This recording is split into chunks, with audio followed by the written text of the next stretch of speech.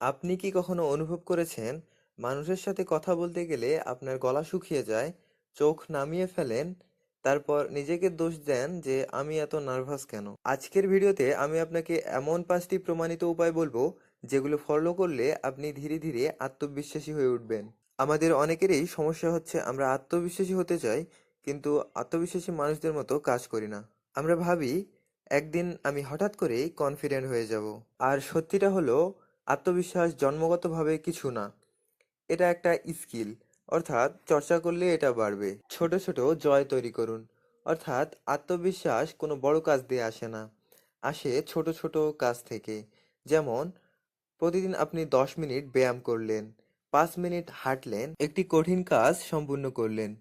আপনি যখনই এসব করেন তখন আপনার মস্তিষ্ক নিজেকে বলে আমি পারি। আর এই আমি পারি অনুভূতিটাই হলো আত্মবিশ্বাস। আই কন্ট্যাক্ট করুন। মানুষের চোখের সাথে চোখ মিলিয়ে কথা বলা আত্মবিশ্বাসের সবচেয়ে বড় সিগন্যাল।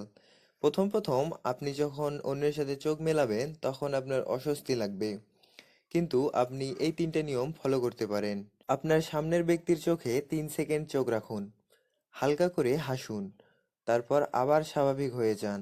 এটা ধীরে ধীরে আপনার স্বভাবে পরিণত হয়ে যাবে।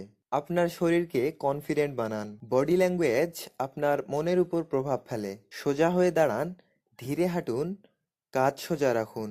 আপনি যখন শরীর দিয়ে কনফিডেন্স সিগন্যাল দেন তখন আপনার মস্তিষ্ক সেটা বিশ্বাস করতে শুরু করে। নিজেকে ছোট ভাবা বন্ধ করুন।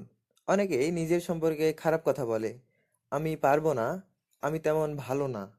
এই শব্দগুলো আপনার আত্মবিশ্বাস ধ্বংস করে। আজ থেকে নিজেকে বলুন, আমি শিখছি, আমি উন্নতি করছি।